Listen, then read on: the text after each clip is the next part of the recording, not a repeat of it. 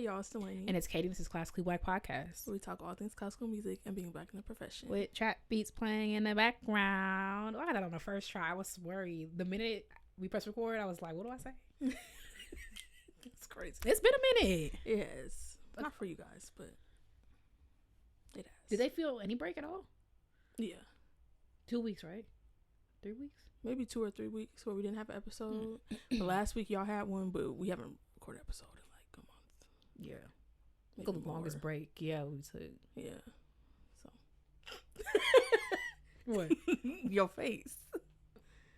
What? You know, he was like. Oh. Yeah. Well, we should be doing seasons. That's what we be saying, but I be scared. But We'll see. it's still on the table. So. Definitely.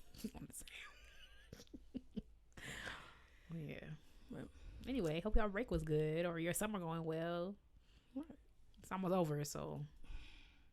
I mean, I know people say like summer's over in September, but I feel like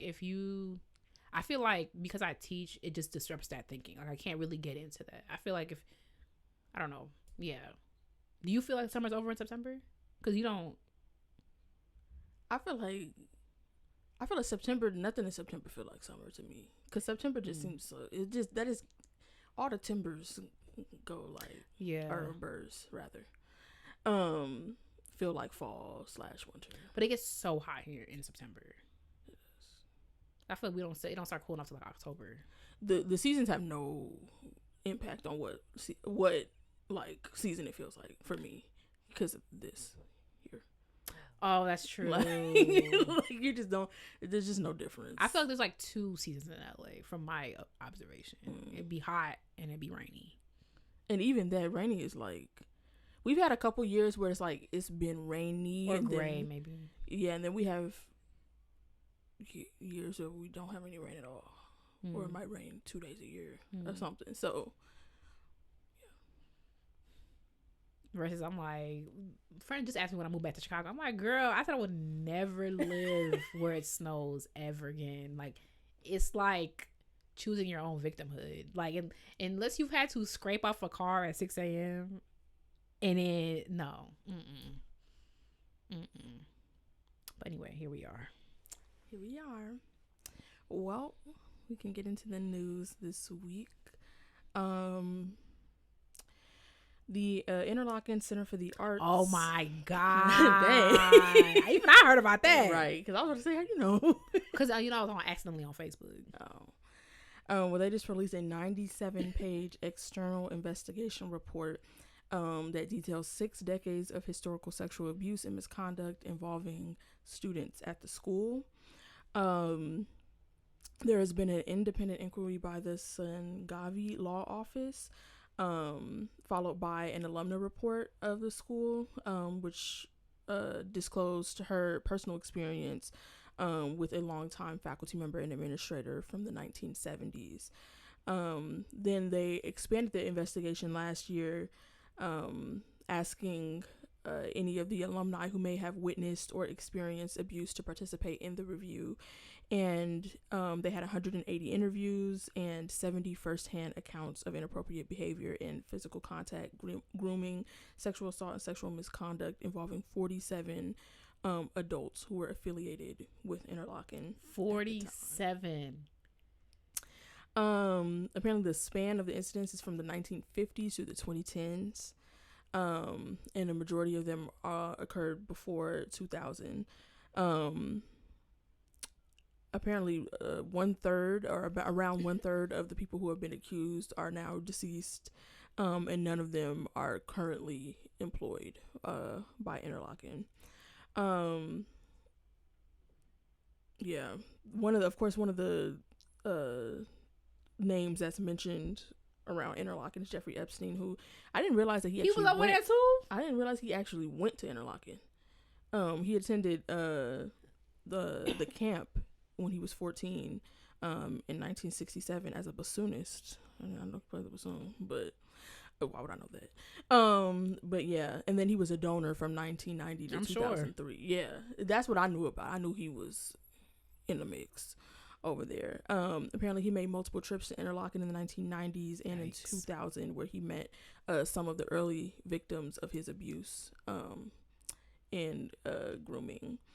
So of course, Interlaken, along with the report, put out a statement.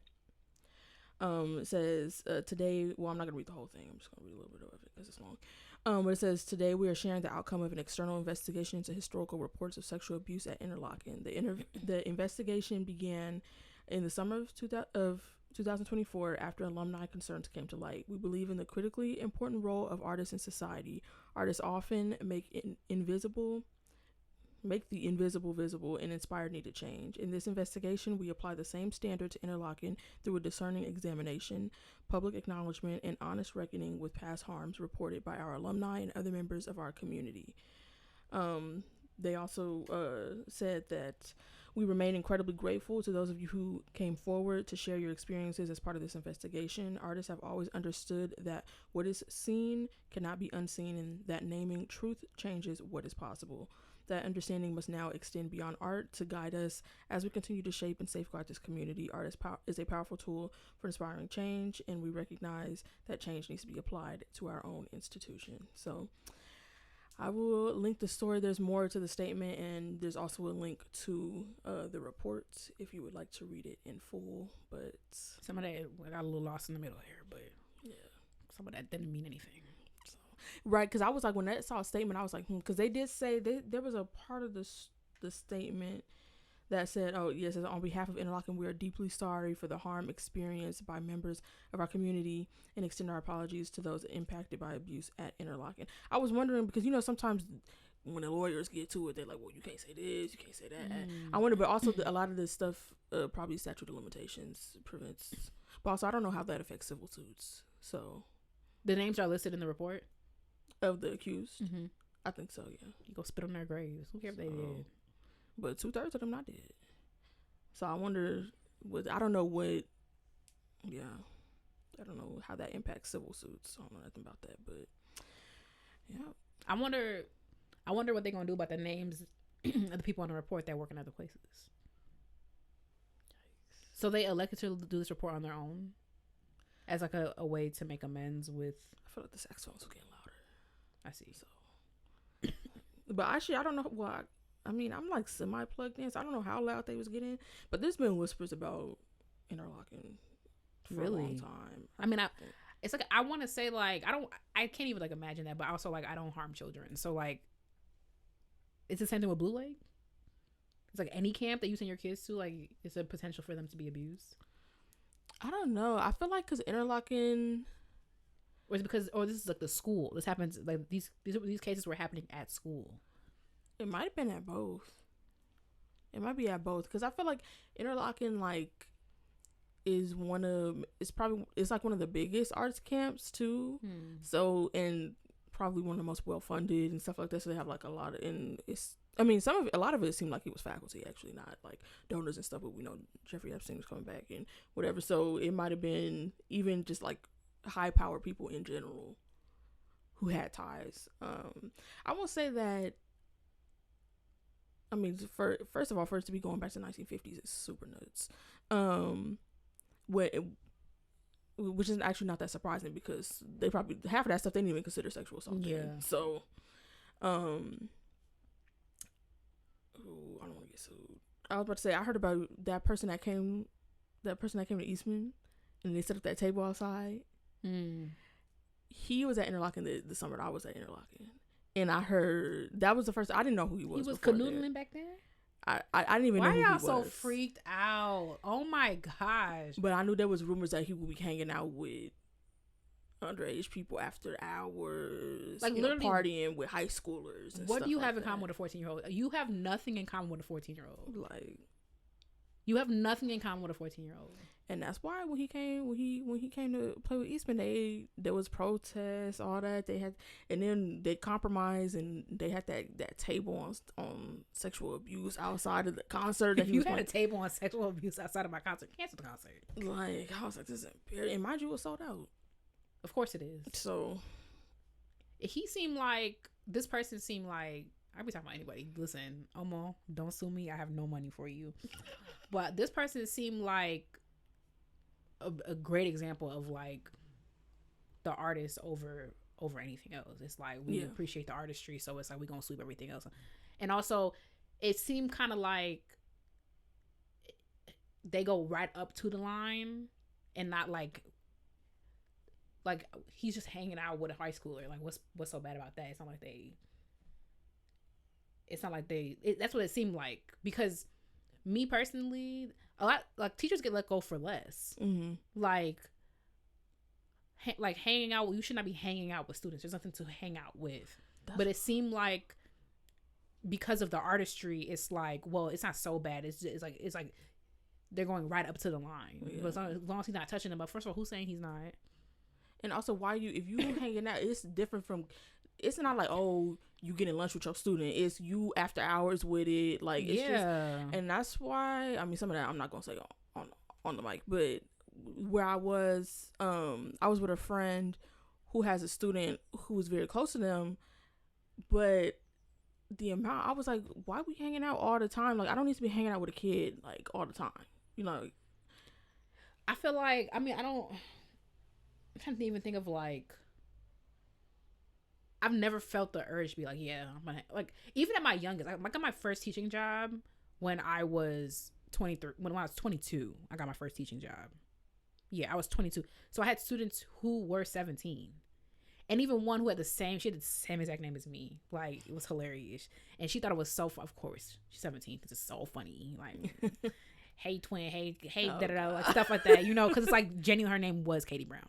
And like some type of joke, like, oh girl, we shouldn't. And I was 22. Yeah. Like I'm like genuinely, like, that's a 5-year difference. Like, I have a friend right now who's 5 years younger than me. Me. Like, you know what I'm saying? So it's like, but I even then, it's like literally, I have nothing in common with you. Even if we have the same name, I have literally nothing in common. You're in high school. You're in high school. I'm a professional. I'm going home, and like I could think of like 30 things I'd rather do, including like gouge my own eye out, than hang out with a student after hours. Like, hang out in general. We don't even have, even like when students used to come into my room at 22, come into my classroom at lunch, I wouldn't even be talking. They would gather around my desk and like talk at me, but like, go practice your instrument. They're talking to each other. I don't have anything in common with y'all. I have nothing in common with y'all. Mm-hmm. Like, we can have, and I have great rapport with my students. Like, great rapport. You are my student. Mm-hmm. So I just can't even, it's like, I just could not even imagine like what are we doing? Mm-hmm. Like, it's just out of the scope of reality for me. Every time I hear stories like this, it's just like, it's like so gross to me, outside of like it just genuinely being gross because like you're assaulting someone. It's like there's so much trust in the student-teacher relationship, and you out to dinner, you buying kids wine, you touching on them, what are you doing? Like, if you're a faculty at a camp, there are other faculty there, hang out with them. What? I just feel like they're just, the line that people like cross is just so like, I just feel like it's kind of a no-brainer. And to an extent, like, some of the, like, obviously before you get to like the actual like abuse stuff, some of it is things that teachers have had to be trained on, like meeting with the door open type stuff and like all of that. But it's just like, because people are trained on that, I just I don't even see how you are getting like how you are getting to a place where you think it's okay to be at 3-4 o'clock in the morning drinking with your students with it. Like it's just like, I feel like you feel crazy. It's so many grown people. Like, even if it was like, okay, we send you to this thing, the only faculty is a nun and it's 400 17-year-olds. I feel like even at the end of the day, I'm still finna go be alone instead of hanging out with these. Like, that is, I feel crazy even like rationing through this. Mm-hmm. I'm simply at a loss for words. And now we breaking the law. It just feel like that's why I could never be a dean in one of these schools of music, because like you simply would not be allowed on the premises. Like, you simply would not be allowed here. Do we so badly need this concert when there's like so many other people that play your exact instrument that we could ask? Right. So many people who play your exact instruments who are better than you. No shade. I don't know. I actually don't know if some of. I'm just like, it's literally 97 pages, so I'm just like flipping through. But even some of this stuff is just really like sick to my stomach. Like, just we've talked about this before, but just thinking about like how your parents really just they're trusting their child to this person, and y'all are like violating that. Like, I could not imagine how many lessons I've sat in and like stuff, and like how I would be absolutely floored. All of a sudden, your teacher all up on your leg with it. Like, what the heck? Like, no. Mm-mm. I just feel like I've never even been. I guess I'm super like grateful that it wasn't even like in the realm of possibility. And I was gonna say, well, like I've only majority have had women teachers, but like it probably don't even matter. Is there women in that report? That I don't know. Because women be, but like, so I've had 2 teachers who are men, and it was just like it doesn't even cross my mind. It didn't even like. This is not even like the sky is blue. I'm not gonna eat after this. It just never was like, oh, I might be in danger in my viola lesson. It never crossed my mind. Yikes. And that's why even that Larry Nassar stuff is actually really gross. Yeah, he actually really needs to die. He not dead yet? I know that guy. They got him when he got in there. Prison, but no, he's still kicking. Cause one thing a felon not gonna care when they draw the line as kids. Like, I heard they handled him. That's what the same thing with Bill Cosby handled him when he got in there too. Cause like, you shouldn't be like, what are you doing for real? Especially like, he would be doing it in front of the parents. Which is so crazy. Like, yeah. And also, like, you 8 years old, you think this is normal. Like, no, it's not normal for him to be touching on you like that when he's, like, supposed to be helping you with your... A doctor? Like, yeah, I would actually... I feel like they should have shot him in the face. I don't care. I feel like they should have shot him in the courtroom. Like, why we wasting... He better not be in jail in California. Like... he wasting my money. I know he not in jail in California. He better not be. Y'all would hate to put me in charge. Because ain't no, we got him and we paying for food at the zoo. Throw him in the crocodile in the enclosure. There we go. 2 birds, 1 stone. And there we go. Like, I know about 4 or 5 tigers who would love this. Like, no, I just don't understand that. Like, I'm literally sending my kids to violin. I'm sending my kids to gymnastics, and like, you're traumatizing them. Actually, I forgot. I don't know the man's name, but there's a man who's in jail right now because like something happened to his son, and he like shot the police officer. And I was like, well, that did it. Like, yeah, the police officer like killed his son. He was like an eye for an eye. Oh, you know yeah, I know who you're talking about. And I was like, well done. You gotta defend your kid. I'm like, I would be now my kid double traumatized because I'm killing you, and I'm in jail. There's no way. That's so crazy to me. Like, yikes. And why you ain't got no motion? Why you 40, 50 ain't got no? Why you can't get no hoes? Let's talk about that. Why you ain't got no motion? You can get nobody your age. Like, this is just really like, it's really sad especially how long this went on. From the 50s, and you know it was probably before that. When was it founded? When was Interlochen founded? Let's see. And I feel like I want to say in the 50s. I want to say like maybe 40s or something. Interlochen.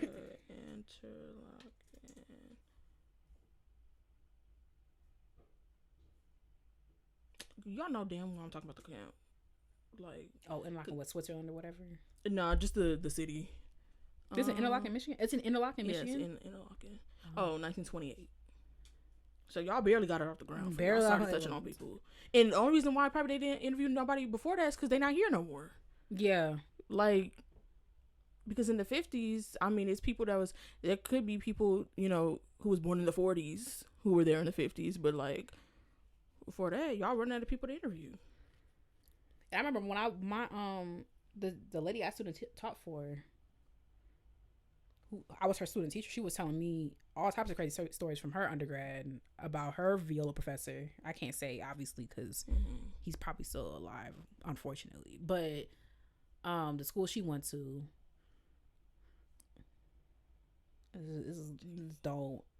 I don't get it. And so many people go to Interlochen, like, yikes. If I become a parent, I'm gonna be hell because actually, like, there's nothing out of my sight or somebody's sight. Yeah. And I follow this lady, who her daughter's in gymnastics, and she's at every practice, every meet. I'm like, yeah, you have to be. But she like something like that, where it's like she's in a leotard, like it's like, yeah, you have to be. Especially all that stuff with Larry Nassar, like you have to be. I'm gonna be hell. There's everything I'm finna be at.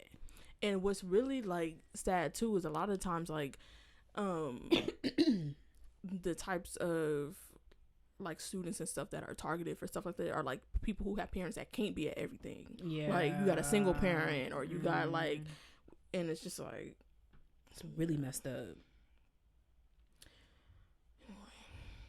Well, burning in hell now, so hopefully the people who aren't there, and hopefully they run up on some of the people that are here still. So, well, in better news, there's been that was lighthearted. Yeah. A new digital directory that was just launched called Subpool, which is a platform built for musicians to connect with orchestra personnel managers. So it's for freelance musicians. Yeah, so if you're a freelance orchestral musician, you might want to check it out.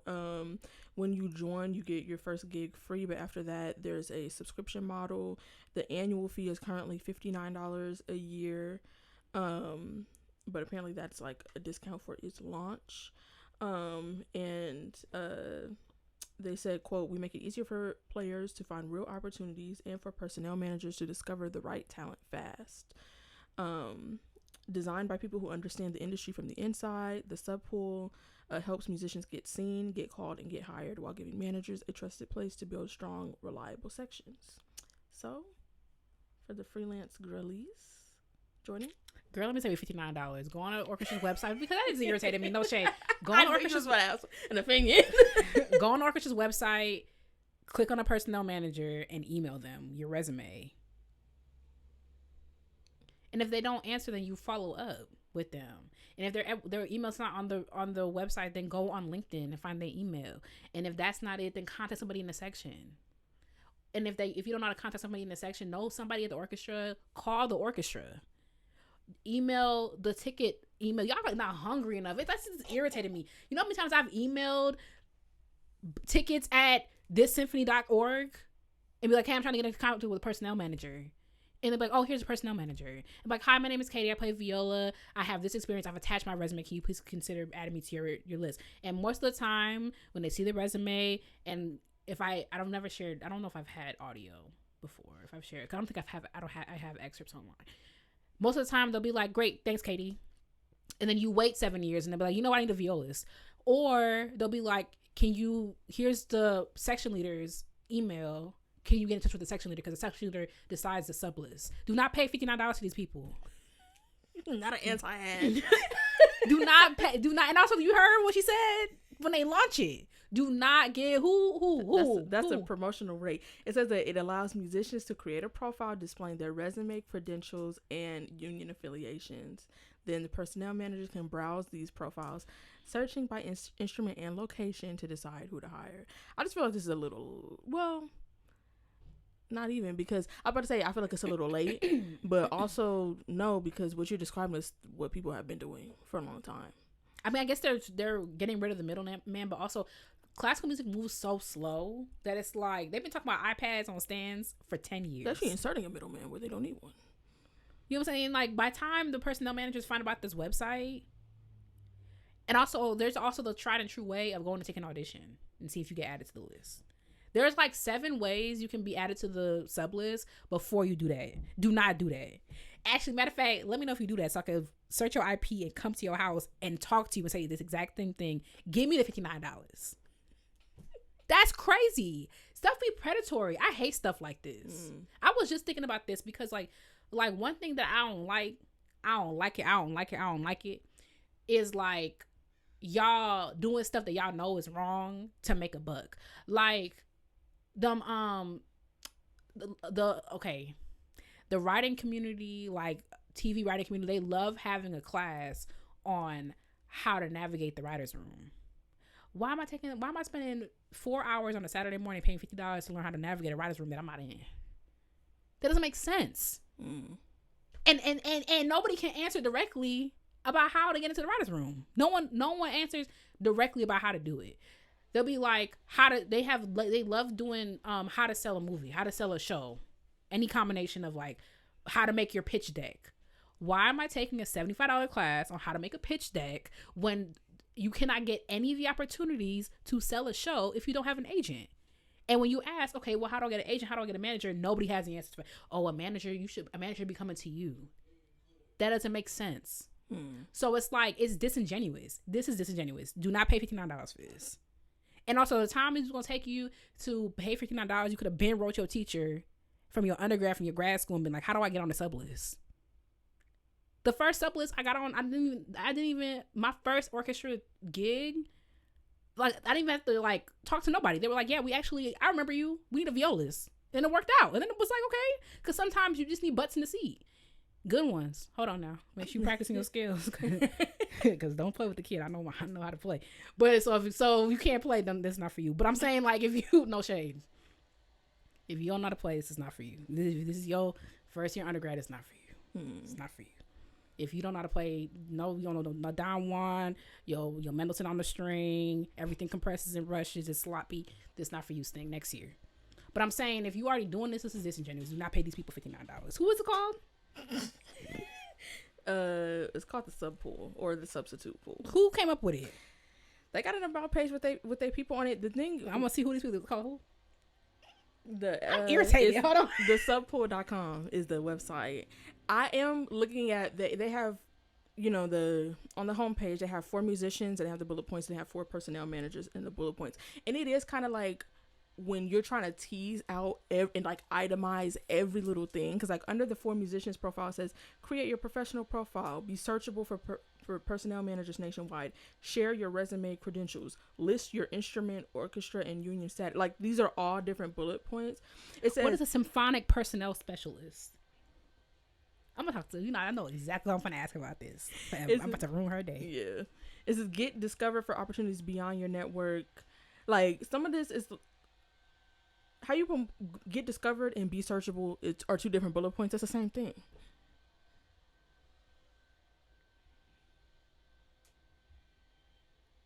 Oh, 10-year basis with Utah Symphony. He's the founder of it. Maybe somebody use it. Report back, chat. Let me know. A League of American Orchestra Essentials Program certificate holder. What? That doesn't mean anything. I'm hot. This is actually it's so disingenuous. It's so disingenuous. You should make a profile. You can get put your profile for free to begin with to see like what it look like. Yeah, and then they push you to the bottom and nobody can find you for real. And also the amount of time it's going to take them to shop this around for personnel managers to know about this and to buy into it. Because also the thing about the sub pool is that like a lot of the times it be like the section leader's friends. This made me hot. Don't sign up for this. Do not sign up for this. This is actually so insane. First of all, if you so desperate to find, because I was there. If you so desperate to find a gig, you ain't got $59. And they know that. They know that. No. No. I'm actually genuinely irritated. No. Don't sign up for that. You heard, do not sign up for that. Okay, they're all fans of Costly Black and listening. Like, what? Good. Unlisten. That's crazy. That is so disingenuous. The time it's going to take you to make this profile, you could have emailed 3 symphonies. Copy, paste, copy, paste, copy, paste. Hi, my name is so-and-so. I play this instrument, and I'm trying to be on the sub list. Here's my resume. If you got nothing on your resume stink, then maybe you got to, keep in the field. Stay in the field. But I don't, like...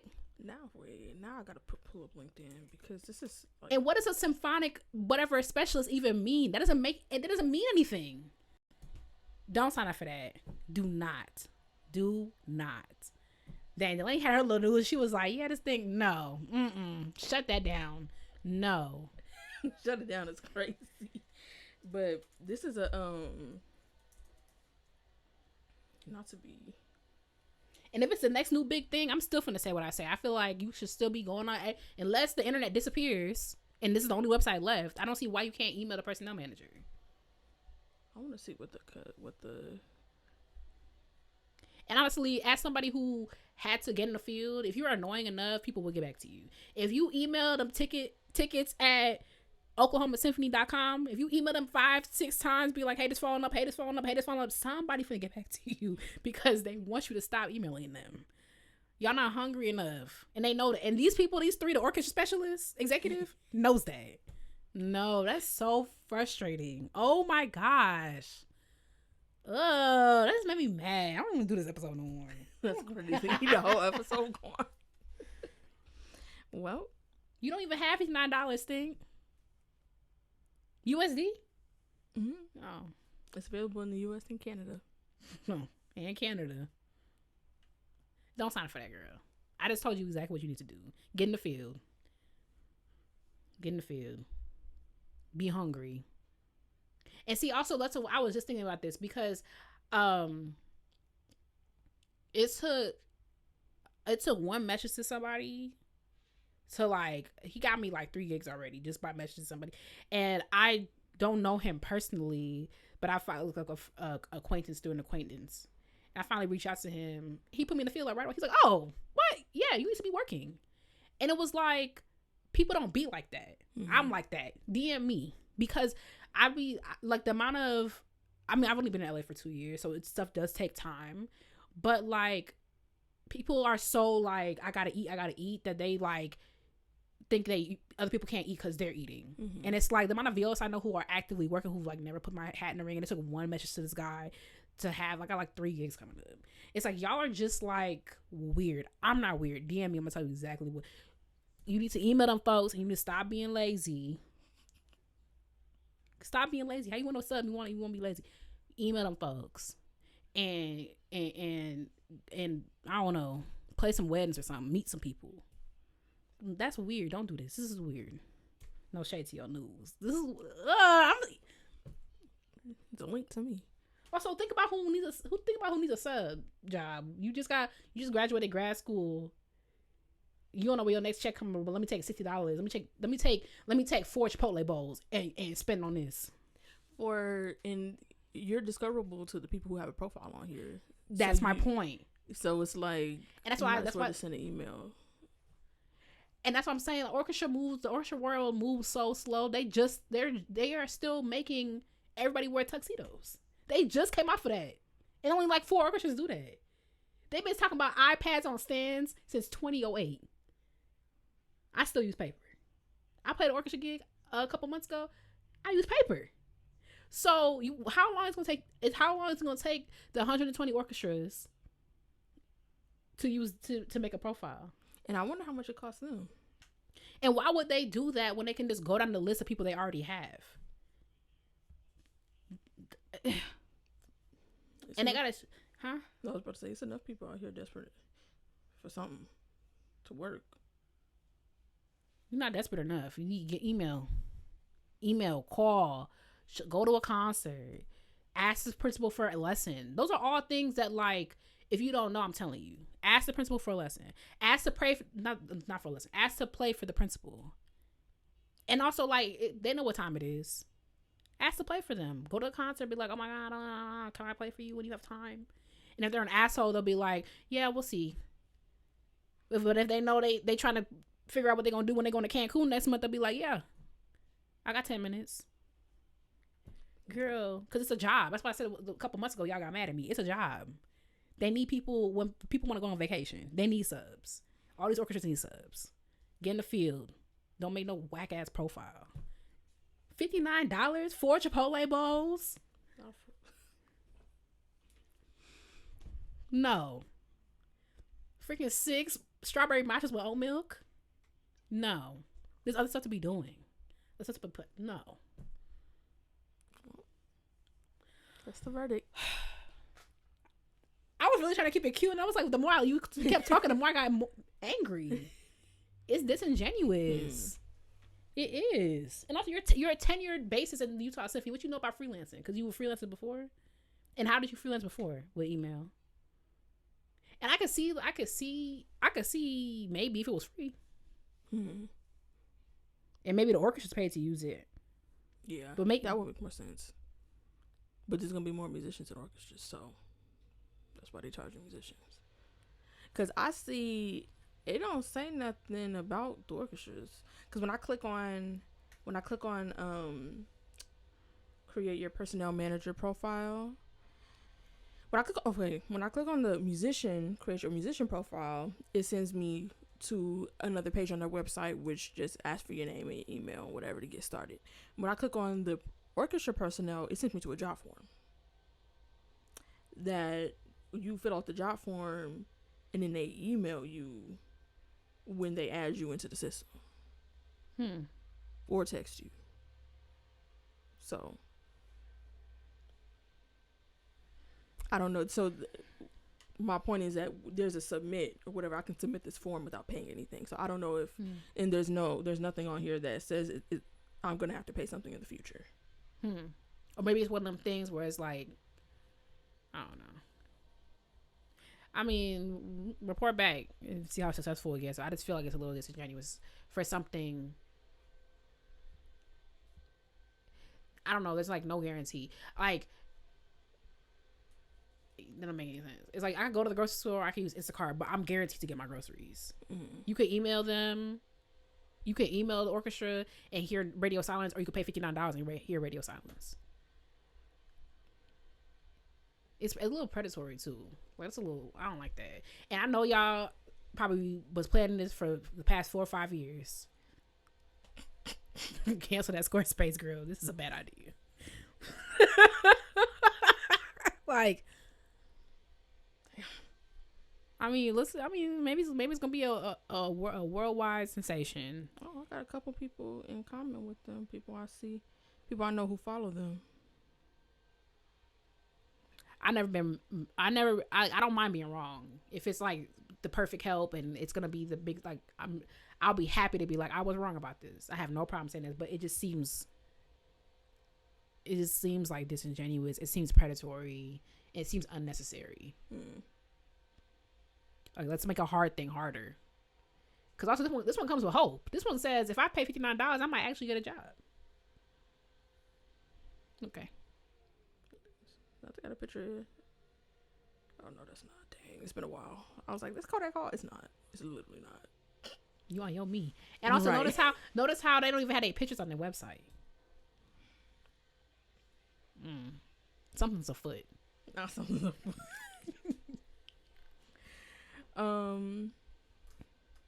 right. Well, that's the news. That was great.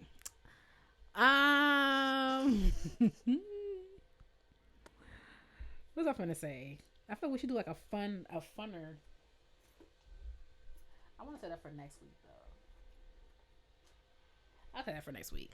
How was your break? Let's just do that. My break was good. We went on, like we said, a couple weeks break. I was on an orchestra tour.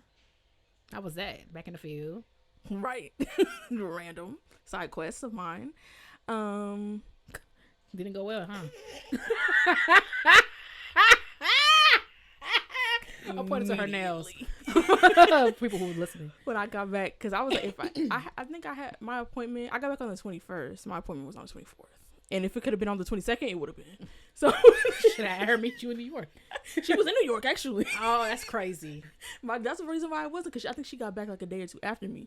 My nail tech. But it is so funny because I feel like people thought like for me, it was like, okay, it's a side quest. Like, I'm gonna play. I feel like people thought like, oh, I was gonna go on a tour and be like, I want to play again. I want to whatever. I could have told you that. Yeah, like I was like, it was literally, it was just for that.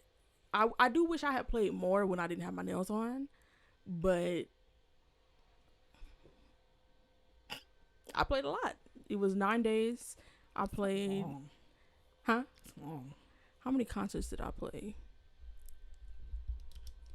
I should tell you where we went. South Dakota, because we went to Mount Rushmore. Oh, how was that? You had to hike to get to the faces? We didn't go up. We were like, there's an amphitheater. But it was like right above you. Yeah. That's where like people go to see them?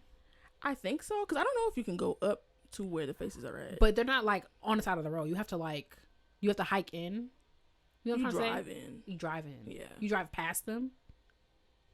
I don't really know because also we were in buses, so it might be a different situation if you're coming. I wanted to see them toss some of your story, and I was like, oh, they're not as big as I thought they look small, and I'm like, oh, okay, I really can see Mark and I. Yeah, they're really not as big as I thought they were gonna be. Also, did not know it got so hot in South Dakota. It was in the triple digits. Really? And I was like, Spirit of George Washington in here because we put Lift Every Voice, and it was like, this is the Black National Anthem. Everybody stand up. As soon as he said that, the awnings that was above us blew away. I said, "It's George Washington in here." Like, so what they do? I mean, people like called him and like I think they like put something to try to anchor them. That's crazy. No, I was like, oh, he coming for us. He right there too. Like, we did South Dakota. We did one concert in DC, which was cool because Ketanji Brown Jackson came, and we also got to meet her. Was she nice? Yeah, she was very nice. Because we went to the Supreme Court before that, but we went to the Smithsonian National Museum of African American History and Culture. That's where the DC concert was. How much time you have there? I went early and I still only got through the first floor because I spent like 2.5 hours on the first floor. And also me and Dr. Richard ended up talking longer than I expected. So I didn't have the latter like 2 or so hours that I budgeted for the rest of it. Not for the rest of it. I knew I wasn't going to get through the whole thing at any point when I was there. But I also wish they roped me into that Capitol tour. I was like, this ain't nothing. You could just walk in here apparently. So I'm good on that. Yeah, I was irritated because it's like we had lunch at their cafe beforehand, so we was already in there, and I'm like, I should have just left out of there and went to the Library of Congress, which is where I really wanted to go because you get a library card. But oh well. And then I only played one concert in New York. Some people played two, but yeah, that's how it was. It was good. I am glad I went. I got some bread, so and yeah, nice little side quest. What about you? My record's great. I did nothing the entire month of July. I do have one student right now. I have 1.5. I'm trying to figure out what I'm doing. But I do have one student who I love. Breakthrough yesterday. Anyway, so I'm down from like the many I see during a year. This is the first month I've done nothing. So that was like, I was like, why am I just laying around? I was like, oh, let me not feel it. So I hung out and I went to Vietnam last week. That was very nice. And yeah, I was telling a friend, I didn't realize like how like overworked I felt. So like, I feel like recharged. Like, let's undo the work.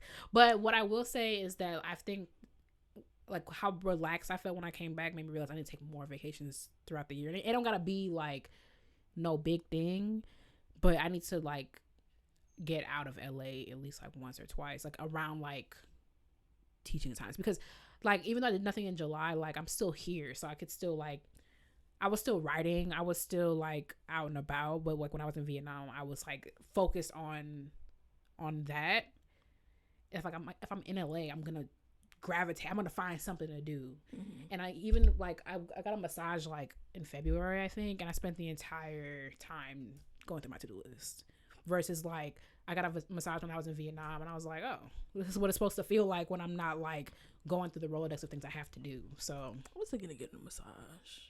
Ciao. I've gotten one once before, and it was on that day that we had that snow squall in Rochester, and I was so irritated because I was like, I do not want to go, but I also already paid that deposit, so I was going to have to get that.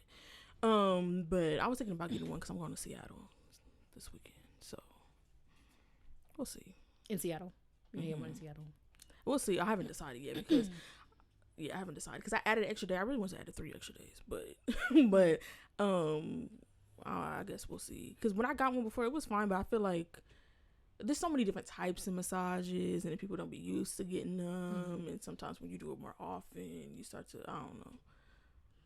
Child, I paid for that Swedish massage. I said, well, I don't think, because I was like, girl, I don't like you moving my bones out of place. Like, she was, at one point, I'm pretty sure she was like over me. I was like, this, okay, next time we're gonna go to one level below this, because I don't really like the whole it hurts type of thing. And I feel like that's what a Swedish massage. I should have picked something else. I was gonna say, because I don't really know much about massages. When you said that, I'm like, isn't that the one that they be beating girl, you up? When she took her elbow and she dragged it on my back, I said, "Now sting." I almost said something, but she moved on. So I was like, okay. I was thinking about getting that lymphatic drainage, whatever. I don't even know what that is. It's something that's supposed to like flush. It's supposed to release something. Or they like flush take that it. thing and like scrub, like they like. No, it's. I think it's something like there's something inside of you that it like releases. That like I don't know. See how much self care we be doing over here. I said I was gonna get more massage. Self-neglect. I went to the spot in Merida, something, and I was like, yeah, I want to do this more often. But we don't see. Again, I don't like doing that in LA because I'm just gonna go through I literally spent the entire 90 minutes going through my to-do list. I was sick about it. But it's like, yeah, versus like in Vietnam, I was just like there.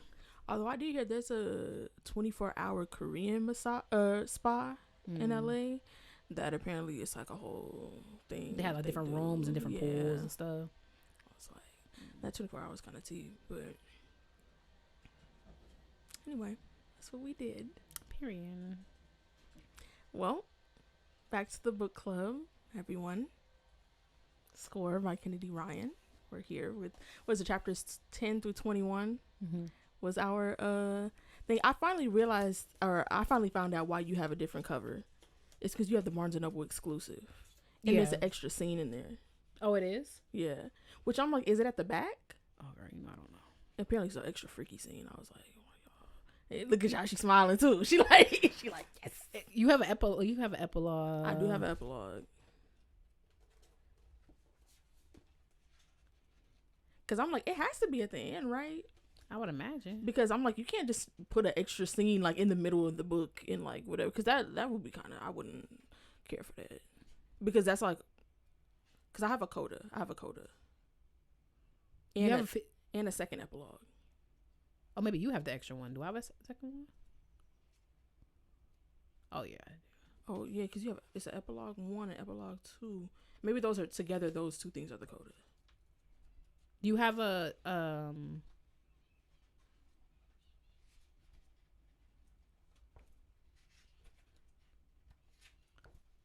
do you have a chapter 55? Chapter 55. Let me see. 54. I do. I don't know, Can. I saw on TikTok that it was. How many pages is your book? Like total? Or like what? Yeah, the last number page at least. Oh, I see it. Well, actually, I don't know. Last number is 443. Really? Yeah. 415. Really? Where we go? We not even reading the same book. 415. I want to know where it is because it feels weird that if it's not like, oh, this is just an extra thing at the end. Okay, this is an excerpt from Real. Because you can't read her books as standalones, even though they be in series. So I feel like this Canon and Neva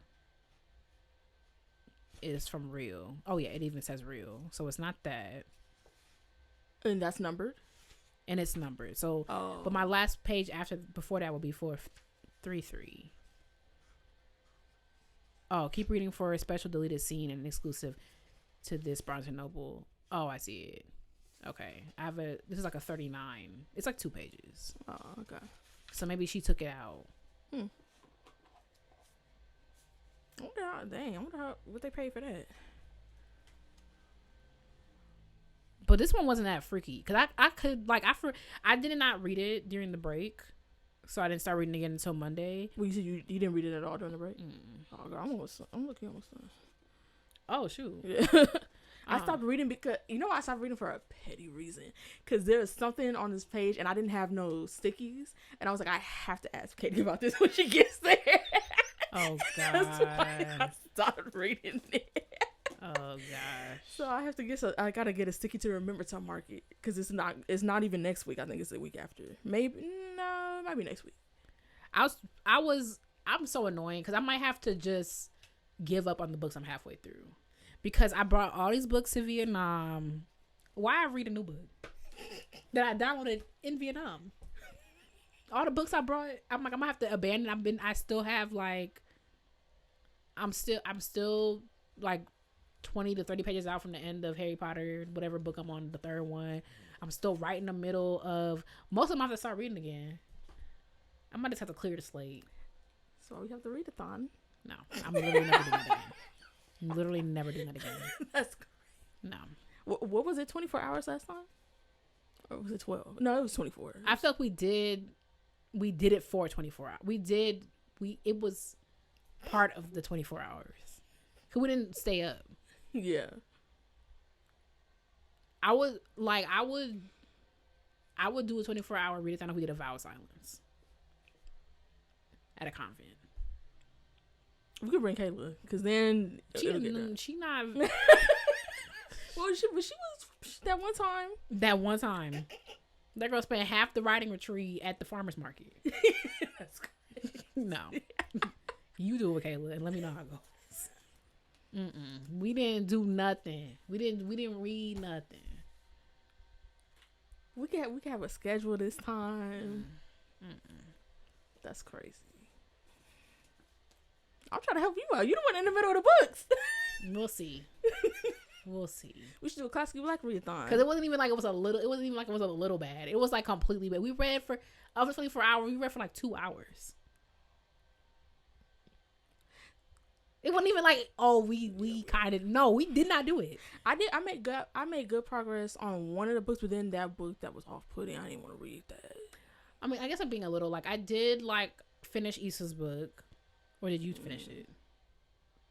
That book was there. Yeah. So no, I think I finished it. And then I made more progress when I finally broke a way to do a workout and had an audiobook. Speaking of that, you saw they was trying to pack Crystal up? What? That happened today? Well, maybe not trying to pack it. That's an exaggeration. I just saw in passing people was mad at her. You see that? I knew when I heard it, because I heard their episode in real time. I'm like, the girls are going to be mad. I haven't listened to it. I don't know. Okay, Crystal. When I heard it in real time, I was like, oh, they're gonna hate this. Okay, so for the listener letters, somebody wrote in and was like, if you were on Subway Takes is that show where this guy, I forgot his name, I'm blanking on his name. I think his name is Kareem. He like be like, so what's your take? And it's like, and you either 100% agree or 100% disagree. And I honestly was gonna be one of my intermissions in a couple weeks. And Crystal's was like, my hot take is that when you are listening to an audiobook, you are not reading it, you are listening to it, because we already have a word for it. And when I heard it, the way she explained it made sense to me. Oh. But I was like, Crystal, this is gonna be a thing. But I didn't see nothing about it, so I was like, oh, she made it out in the clear, because the episode came out last Thursday. It's Monday. No, it's not Monday. What day is today? Wednesday. I didn't hear nothing about it, and I've been on Threads like constantly. So it's like, how she explain it? That makes sense. It wasn't. I'm also used to Crystal, and I don't get offended by what she says. So like, I didn't find it to be condescending. I found it to be like, she was like, this is like my opinion. Like, this is like me. It wasn't like a, you stupid hoe, you think it's reading. It wasn't nothing like that. It was just like, I feel like you should listen to it, because I'm not doing a really good job of explaining. But like, it wasn't like whatever. But I knew when she said it, I was like, once the girls get a hold of this, it's gonna be 40 days or 40 nights. Because I'm like, they're gonna call her ableist, they're gonna call her whatever. I see what she was saying. I don't know if I agree or not, because I don't really care enough. Like, girl, like, I feel like if it's a semantics thing, I feel like for all intents and purposes, you read the book. That's the point. And especially because, again, like, the ableism thing gets in there. Like, you're gonna tell somebody they didn't read the book because whatever. Like, it's just one of those things that it's like, it had, like, it just counts, you know? Like, it's the body of work, and you consume the body of work. Yeah. That's kind of what it is. It's like, yes, is it literally the action of reading? No, but it's like to say, like, if I texted you and we had a conversation on text and I said, oh yeah, I talked to Katie the other day, I didn't literally talk to you. That's fair. But I spoke with, you know, it's kind of like that to me. It's like, I feel like that's what it really was. Like, honestly, like, Crystal also, like, she seems like she really stands by her convictions. And also, I feel like she doesn't really like mince her words. She's very decisive with her words. I'm not saying that she just literally her whole brand to like words mean things. But like when I heard it, I was like, I see where you're coming from. They gonna hate you for this and they gonna eat you up. But I didn't see nothing about it. I said, "Not my girl made it out." Where'd you see it? I think I saw it on Threads. Oh, look at that. But because I get the book girls on Threads, so I did see one thing about it, but I didn't like engage with it, so that's probably why it didn't come up again, or maybe people just didn't care that much. But I just feel like that's something that's come in and out, and it's so crazy because I have a video in my drafts about people saying like things that are not reading, which is not in response to Crystal. It was in response to conversations I've had. Tea. I've had with other people. Because there's a couple people who like they were saying the audiobook's not reading, they said manga is not reading, and I'm just like, and from people who don't read, and I'm like, manga's not reading is actually like really stupid. So what do you do? It's like they're like, what doesn't count? And I'm like, it's a type of book. Reading a children's book is reading. Just because there's not that many words doesn't mean it's not reading. It's reading. Like, but I don't even see nothing on. I'm gonna go on TikTok and see. I feel like being a like pop culture creator has to just be so exhausting. It's like the same people be trending like every like quarter. It's gonna be Crystal. It's gonna be Kev on Stage. It's gonna be Kev on Stage actually trends like every month, and I think he hates it. Really? The last time, you know why he trended the last time? I don't think so. The Christian girls were mad at him because he masturbates. How do you even know that about him? I don't even know how it even came up. Kev do be telling his business. So that was okay. Okay, I'm gonna dig into this later. I had to scroll pretty far, which I'm like, I don't think it was a huge thing, but it's like Crystal not so much, but it's like Kevin on Stage, Mecca, like Samira. She don't be wrong, but sometimes it just be like, I don't know. I'm not gonna say that here though, because y'all not gonna stitch me.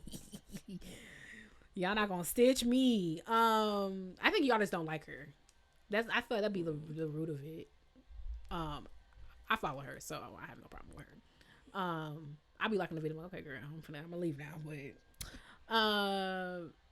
every once in a while, tab like people just be. You can't say nothing around here. But I don't see much about it. Period. She got out of it scot-free. Maybe, like you said, maybe she explained it well enough that people was like, okay. I just feel like it's a non-issue. And there's already so much, like,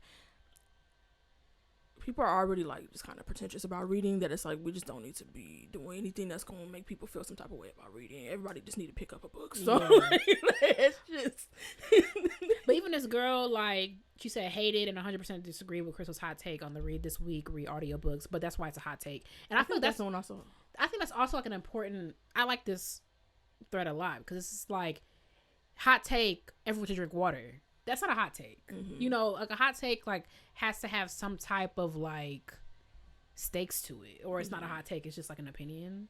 So like I could also see that, and I feel like I think even when she said it, she approached it with quick care. I don't know if I see where she's coming from. I don't know if I really agree. I'm finna put an audiobook on, and I read the book because I'm like, yeah, it'd be different if I watched Harry Potter and I said I read Harry Potter, like I watched a Harry Potter movie and I said, but I was like, when I heard it, I was like, ooh, girl, you gonna be in trouble. But also, Crystal don't really care. Period. She's trending for what? What was the last time she trended? It was like they was talking about Crystal for like 40 days. Oh, the Cardi B. That one. He was going through it. It's like when Cardi B, it's like I be defending when it's like the Reed and Cardi B. I be fighting for 40 days, 40 nights, defending my girls. Like when Kendrick had the year he had was so hard. I be going through it, but you know. Anyway, the book. The book. How are you enjoying? This part was like a little rough. In what way? Like Verity, it was just like really sad. Like, and Monk was getting on my nerves a little bit, but I see where he was coming from. But What were your opinions? Oh wait, I have it written in here. So this portion is when it's interesting because I feel like we don't know. We know because of the author's note that she has bipolar, but at this point, technically, the reader doesn't know that. Mm-hmm. Except, well, in this portion that we just read, it comes up, but when it started, we didn't know. Yeah. So essentially, we get Verity's first manic episode, which results in their breakup. And what else happens? Yeah, so it's like this is their first, like, I guess, their first bumpy, like, conflict, and also the end of their relationship. And I don't know. I feel like I'm just really in the middle about the book in general so far. I feel like I obviously am not, like, bored. Like, I'm almost done with the book. But I'm also, like, not in love with it. Like, I just feel like I don't really know where it, like, stacks up, or, like, what I feel like I don't really know, like, okay, how am I supposed to be feeling at this point in the book? I feel like this is not a typical romance, so I kind of don't feel anything either way yet. Like, I don't feel particularly, like, attached to either character. I'm enjoying the story, but it's just not to me, the romance hasn't started yet. I see. Because, like, we're normally, like, around here, they're, like, head over heels in love with each other. There's probably gonna be, like, a third act breakup, or, like, a end of second act breakup or something like that. But this is, like, a bit more emotional than I feel like a typical romance would be. So I'm enjoying seeing this side of Kennedy. I know most of her work. I've read a lot of her. She's like 20 something books. I read a lot of them. This is the first book I've read that's like this.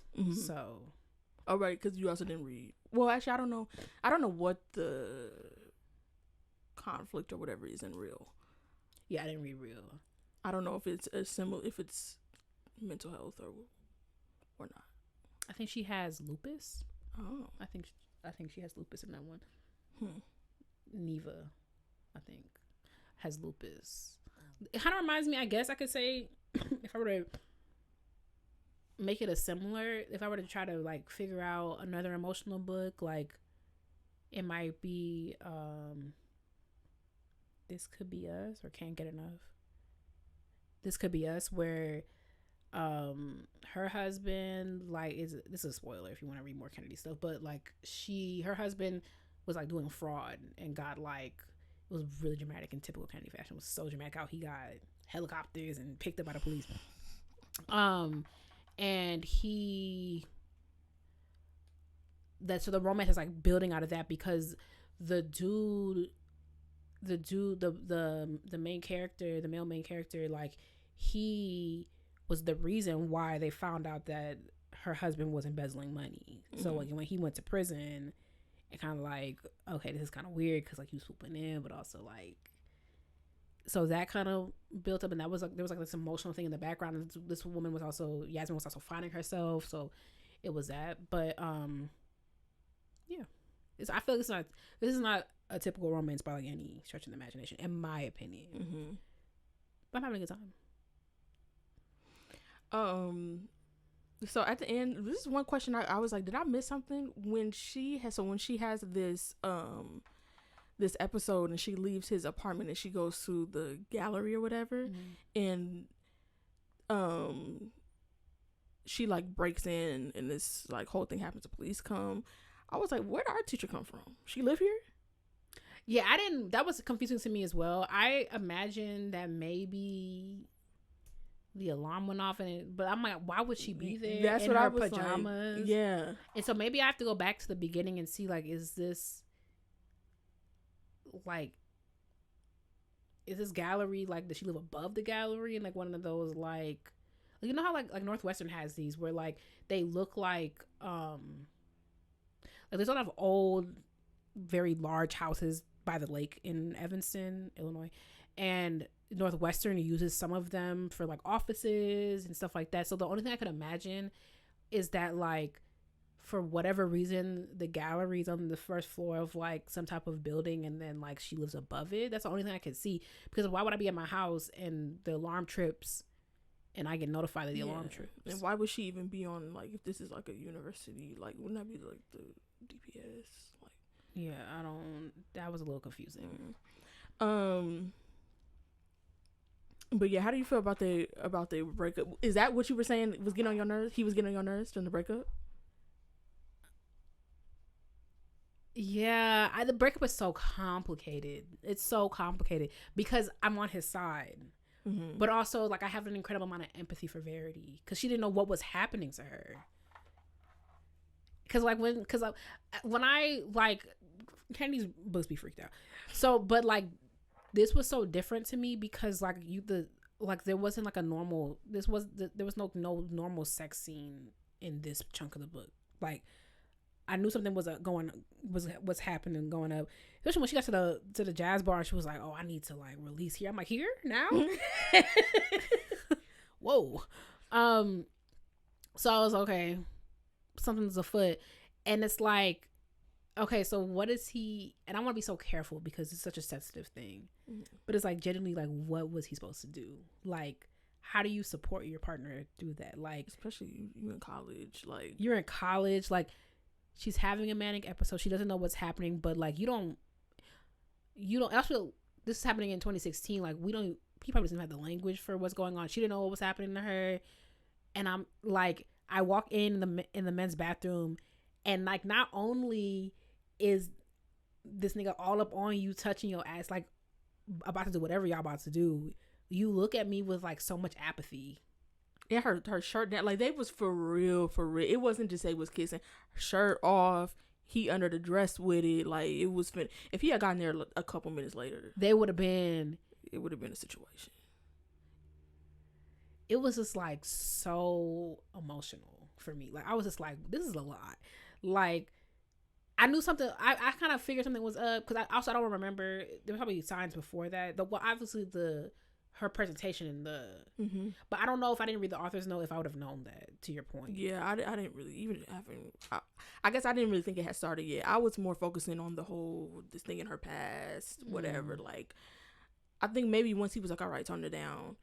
But then I also kind of chalked that up to he was already being kind of rude to her. Like, yeah, I think he being the teacher in the presentation. When I noticed it, when the presentation was just like, this is like a lot, like what's going on. It kind of seemed like, I don't know much about bipolar, but like from what I've read, I was like, okay, this seems like it could be something. So that's kind of like where I was like, this is not her being herself. But then so much time had passed from when I like read it, so I forgot this was like, happening in the same day. But so I was quickly reminded when she went to the store, I'm like, she about to buy this dress she can't afford, ain't she? And that's when I was like, uh-oh. Yeah, and it's just she bought the dress and she buying drinks on me and the shoes and wearing it out the store. And then when I was like, and then the lady acting like she can't afford it, I was like, I already know she finna buy it to show with your tuition money. I was like, oh gosh, that was another thing. This is so like, it was like a hard read for me, like not like because I just felt like really bad for her. Like even though I find myself like not really having an emotional connection to Verity, like I just felt an incredible amount of empathy for her. Like she, like you spent all your tuition money that your aunts like barely could scrape together for you after you got kicked out of your full scholarship thing. Then you spent it all on a dress and some shoes. You went to your man. That whole session situation was like so much. Like and it's like I want to learn more about it because I know Kennedy does like an incredible amount of research. Like she has sensitivity readers. She interviews people with bipolar. Like it's not haphazard. She's not just guessing what it's like. And I'm just like, I would not love to, but I'm so curious like what's in the mind, what's going through her mind. Like we're in Verity's thoughts, but like I want to know like scientifically what's going on. Like, did she really think that it was like reasonable for her to be giving her nigga head while he's working? Did she think that, or did she think that it was like it wasn't that big of a deal? Like I want to know, like, or did she think like what was like chemically going on to get to the place where like you showed up at your man's job in his dress. I was like, cool. He says you can stay. Now you're on your knees while he's working. Like, I want to know like scientifically what's going on. Like, do you know what you're doing? Like, do you know what's going on, or do you know what's going on? You can't stop, or do you think it's reasonable to do? Because that was like insane. I feel like there was something else I was gonna say right before that. What was we just saying? Oh, one thing that now that I think about it, is kind of like I'm kind of like, really, is why they even gave her the money for the tuition checks, especially knowing that she had an issue. We don't know exactly what happened at USC, but we know that she had an issue that caused her to get out of school before. And it also was just like, I've been to college before, especially in undergrad. Like, I did not pay, like, if I was putting anything, like, your guardians or whatever have a way to pay your tuition. Like, it really doesn't make sense for her to have that money. Like, for them to just be giving her a huge amount of money. Now, they don't know exactly what was going on with her, because I think she gets the diagnosis a little later. But, like, even if not, like, that didn't really make a lot of sense to me. If she's not, to them, they probably think she's not responsible. But obviously, there's something larger going on. For me, I took it. I didn't ping that because I was like, yeah, well. Also, like, my mom has never paid my tuition, so I don't even know how that worked.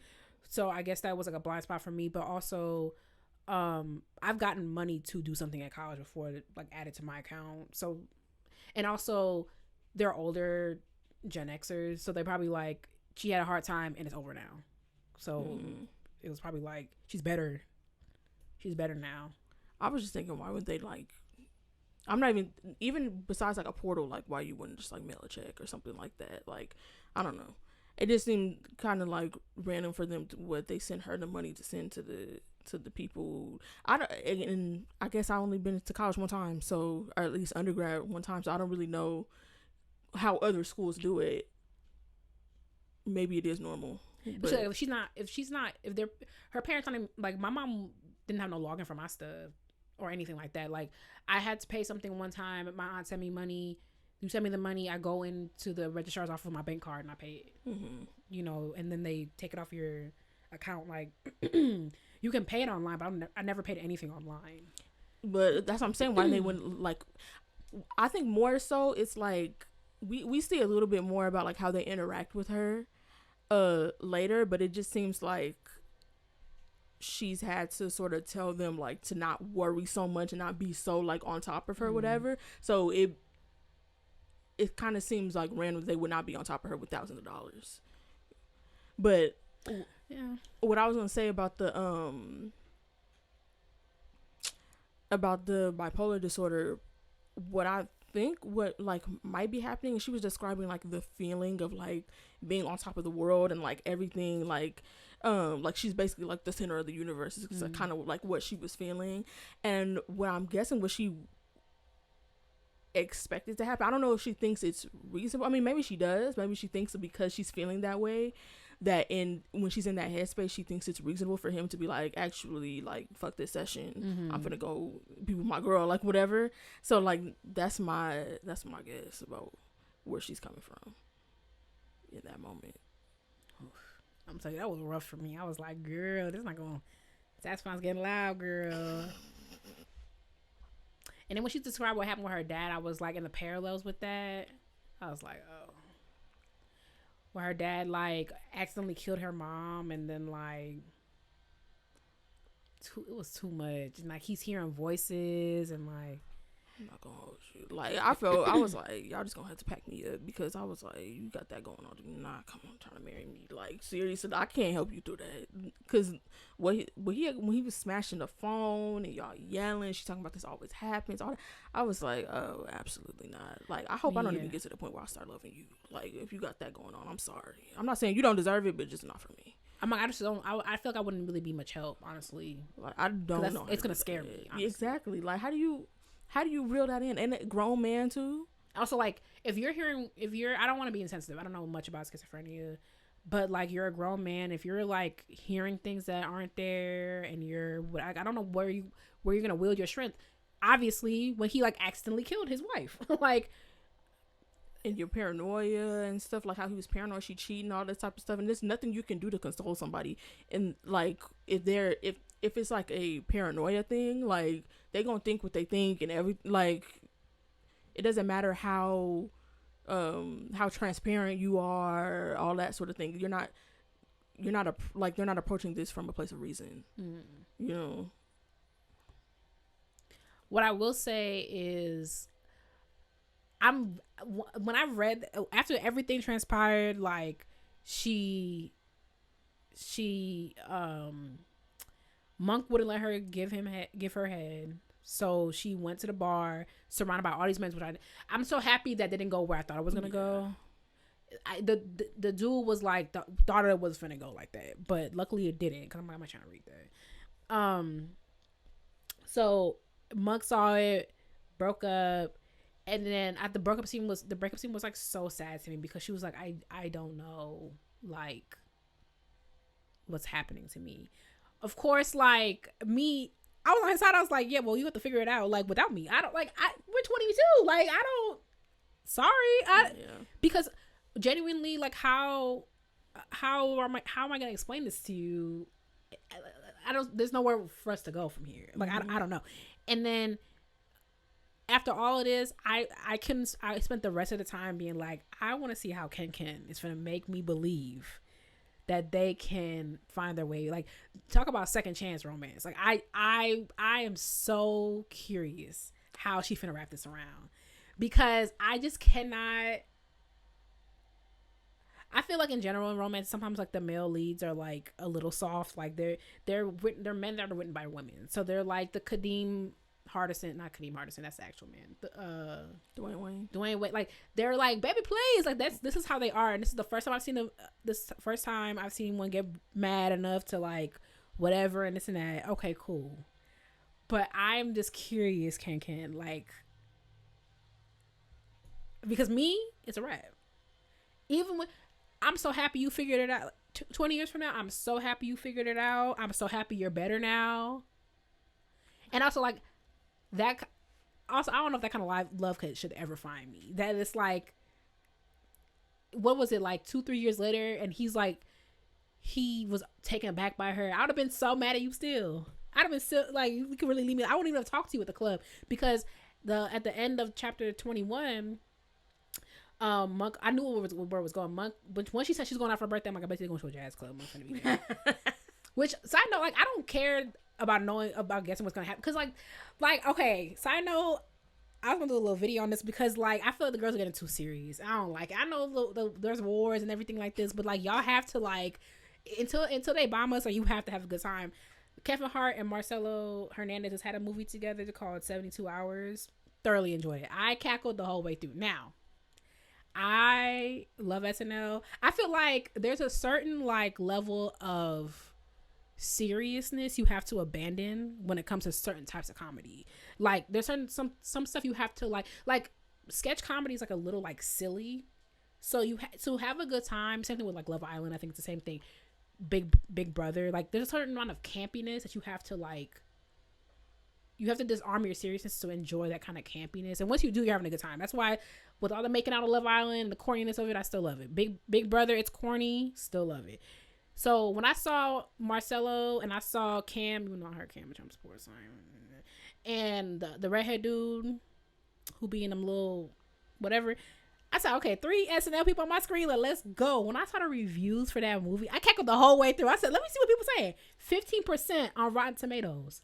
I was like, this movie was funny. Oh, it was predictable from one way through. I'm like, right. Like, you have to, there's only so much they could do. Like, the story has to wrap up in 90 pages. Like, they have to wrap it up in 90 pages. This, I don't know what she's going to do. Because I want to know if I'm going to believe it. Because you're not going to cheat on me. I don't care how well you're doing. There are 8 billion people in the world.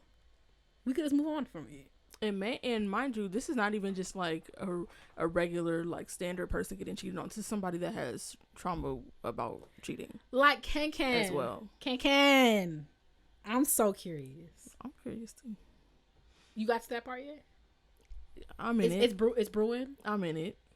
And also, okay, they were like what 21, 22 when this happened, and now they're 30 now. That's not even like a lot of time. Maybe we on our second marriage, and it's like I see you, it's like want to give it another try, but I don't know. When that breakup scene, y'all, I know half of y'all not reading this, but it was brutal. That breakup scene, I have a oof. What was the oof for? I'm trying to think because I just feel like I'm like I've been pretty neutral so far reading it, and it was funny. I was just talking to my boss, and we were talking about this because I was like, oh, we're doing our book club and whatever. She finna read her. This? Oh, she probably not. I'm about to. She not finna read this. But I was telling her like how like you know the author, well, have read the author and really like her and stuff, and that you read a lot of romance and I don't, and she was asking me like, oh, what's your like favorite books, and she was like, oh, so you like serious books, and I'm like, and I don't really like framing it that way because also I read Twilight this year. Like it's not even like I don't want it to seem like, oh, this is not the high caliber whatever that I'm like, because that just doesn't. I also I also read fanfic and all that sort of stuff, so I read a lot of different types of things, and also something being literary don't mean it's serious because I just read a very unserious book. Well, why did I bring that up? I brought that up because I still feel like I don't feel the emotional range so far. That's interesting. Like I just feel like okay. I felt like it was. I remember. I think I made a lot of progress when that stuff was going on because obviously it's like okay, stuff is happening. Like what she finna do? She bought this dress. Now she down to the studio with it at the end, and especially that situation at the restaurant because I'm like, how is this finna go? Especially after he left, I was a little scared. When he left, for her. I was scared because now she's in this position and like how she finna get out of this and. Like, but it's like I don't blame him because it's like I would leave too. That could have went left and how he felt. When he left, I was like, "Now, Monk." But also in his mind, he left her do what she was finna do. That's why I'm like I'm on his side. But also, I can't remember. Could he? I don't remember. It was all from his point of view. What was I about to say? If he was seeing like how drunk she was too. Like I think because he was so focused on like what was happening. I think if he even came a little bit earlier when she was like surrounded by 4 men and like he might have looked at it a little differently. Yeah. But still grounds for breakup probably, but like I think just like the isolated act of it all where like she's in a stall with one person and didn't care. Yeah, I mean, we all have our experiences, but like I like I said, I don't feel like attached to them. I mean, even the book right now I'm reading, I was just like, that's kind of an example of a man who's like, yeah, men should all act like this. Whereas like he just does all the earning, which period. But like I found it to be incredibly emotional, especially the breakup scene was just like so sad because like it's like I know what he doesn't know, so it's like. But I don't even know if him knowing that would have even made a difference. I don't know if it would have made a difference for me. So I was like, damn, this is a lot. I feel so bad for everybody involved. Okay. Do you normally like connect emotionally to books, or is it like? I think the difference is. I think one of the differences is the genre that like explores or like. The subgenre of books that like explore mental health and stuff like that is something I actually read quite a bit. So to read something like this that is like it's just a little like surface level, but which is not necessarily a bad thing because how is it surface level? I think that's what I'm missing. I think because I feel like some of the explanations of like when she gets like diagnosed and stuff, which to be fair, it's not out of place to like explain, but like I don't know Kennedy Ryan's life and what she's been through and like whatever, but I know that from the author's note she said she like interviewed a lot of people that have had bipolar, and that's what it sounds like. It sounds like those experiences filtered through somebody else, where I'm really used to like I just feel like, but again this is where we get to where it might tip into too far into another genre, where like I just read a book where like it was in first person and it had a really strong point of view. And I also feel like I don't read a lot of, if ever, any dual POV stuff, but I feel like there's not enough like personality, like not enough difference between the two of them. I feel like it's just I feel like it's her voice writing two different people rather than like, I think it's also just in contrast because this book I just read, like the narrator has such a strong personality that I'm like, I really feel like I'm like this person is telling this story versus like, I feel like the main difference between the two of them when I'm reading their POV is like what's happening to them and what's going on, not necessarily the way they're telling the story. I could see that. And the reason why I say it's like obviously they're dealing with really serious stuff, so it's not surface level in that way, but it's just more like the way that it's spoken about. It's like it kind of reminds me, I don't watch Blackish, but it reminds me of like how people say like a lot of times when stuff needs to be wrapped up in 30 minutes, it's like it's framed as like a teachable moment.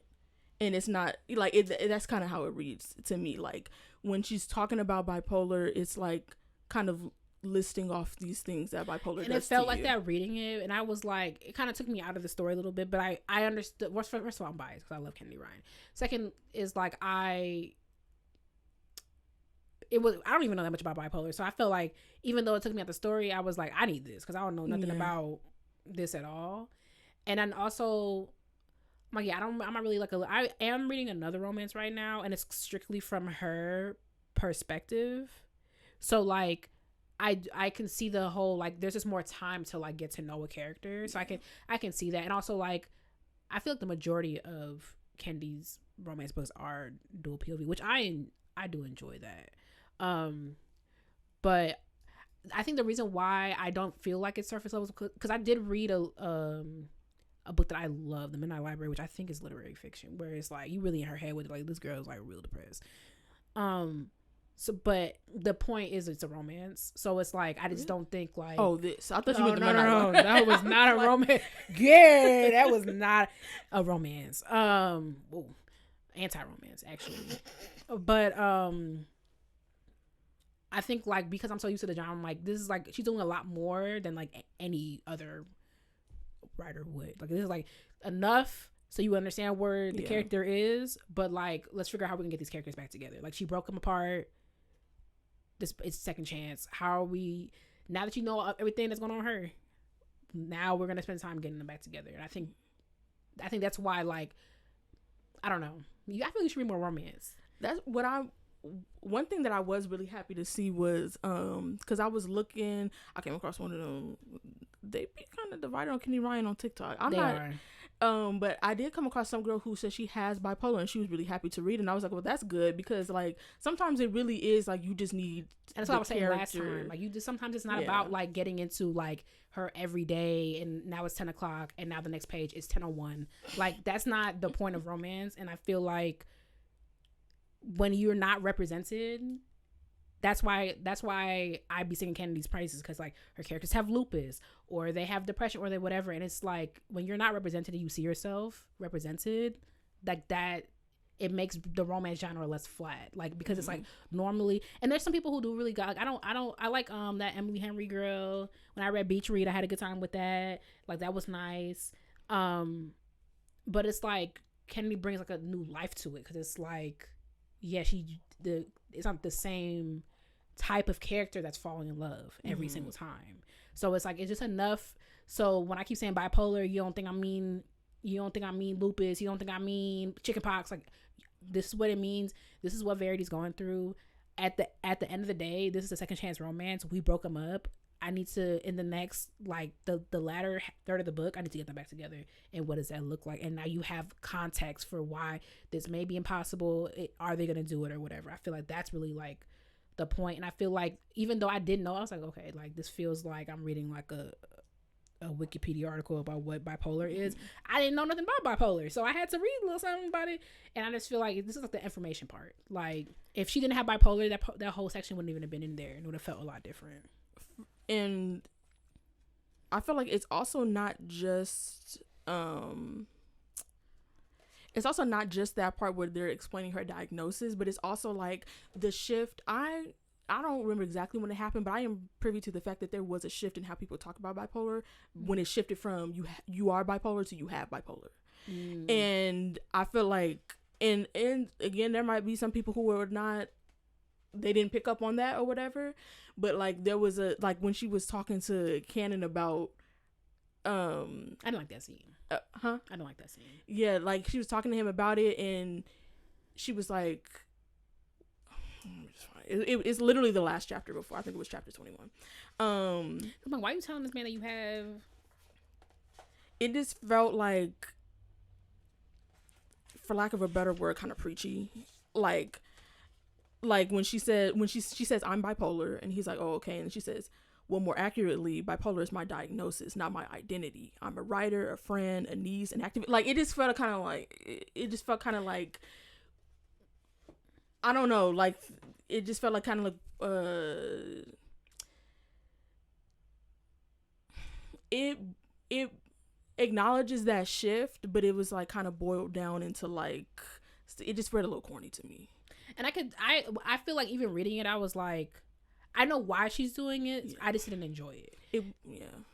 I think that's why I feel like I'm such a Kennedy Ryan apologist, but also I'm a romance genre apologist, because it's like, it's a very specific reading thing. I think like it kind of fits into like the Love Island. It fits into like the whatever. You arrest certain things to enjoy it, and I feel like it got preachy in that way because, one, I think Verity was trying to defend herself, and two, I think like Kennedy's so careful about like making sure that she doesn't offend the people who have the things that who experience the life that she writes about. So it might have been, I think it was like, I read it as a moment, even though I was like reading it, because I didn't like the scene in general as somebody who doesn't like to explain certain things about myself also. So already when I went into that scene, I was like, girl, why you go Boston to know this? But the reason why I was like, all right, I'm just going, because I was like, there's probably somebody who's struggling with bipolar who needs to read that. Yeah. And so I held space for that. It wasn't for me, but I was like, especially in a genre that just does not have a lot of time to like get into the day to day. Like we saw this manic episode. I wouldn't be surprised if we get like one more, and like, it's not really, we're not gonna get, you know, an 100-page experience of like what Verity feels like to have bipolar disorder. So it's like, I feel like her having to explain it, her having to do those things are like necessary so that she does service to the character. I feel like that might have been similar to what Janelle was talking about when I felt like it was like kind of over explaining a little bit, especially because but also some people, like you said, there's somebody who needs to hear that in that way. Yeah. So, and that's the thing about, like, I was talking to a mutual friend of ours who like just be straight. One of the people that I was like, you're not gonna read my stuff. You're gonna have to wait to read my stuff on the shelf, because like I am very much, even when something is not for me, like it takes a lot for me to be like, this is bad, or like whatever, like this should not exist, like that first book we read. Like it takes a lot for me to get to that place, because I always know if something's not for me, it's for somebody. Like you know, so that's kind of how I felt about that. There was one other that it was bad. No. That's what I'm saying. I feel like stop here, because it's gonna be a long 3 weeks. Like Kennedy's like cream of the crop for me when it comes to like, this is like not one of her how she. I met Kennedy Ryan when she was making niggas appear out of nowhere and the thing. Like, this is my girl. She writes romance so well. This is like not squarely a romance yet. I think it's gonna devolve into that. I think I was thinking, like, if you had asked me like 30 pages ago, would I read another Kennedy Ryan novel? I would say yes. And my answer is still yes, but I might wait a little bit, because I was considering reading Real. And Real's a little bit bigger than this book. And it's not that I think this book is big, but to read a book bigger than this of something that I'm already like on the fence about is like, I'm gonna have to wait a little bit. Because I try to balance between like stuff I really want to read and stuff I am reading just to see, like out of curiosity, or stuff I'm reading because I have to read, or like whatever. So like in a couple, I think I'll probably read Real, or I'll read from that series you told me. I feel like you should read Real. I feel like you should read the Skyland series if you're gonna read. As a Kennedy Ryan connoisseur, I feel like you really wouldn't be. And also all because it's gonna be the same thing type of approach because her character has lupus. So I feel like Before I Let Go is like really good. Oh, and that's the one that's kind of controversial. I feel like people are just so like everybody hates everything or everybody loves everything. So it's like you really can't. I feel like the people who say they don't like it, I feel like I'll just pay attention to why they don't. Yeah, because I was gonna say because I don't remember exactly what people were saying because I had no context for the book. So, but some of the stuff people were saying, I'm like that doesn't really turn me off of it because they were saying that her descriptions are too descriptive and long, whatever. And I'm like, well, some of y'all really can't read for more than 2 minutes interrupted, which no shade, but like, so that doesn't really. I take that with a grain of salt. And also like Kennedy, like when people be like. When Janelle was like, oh, she just said this before. And I'm like, some of y'all need that.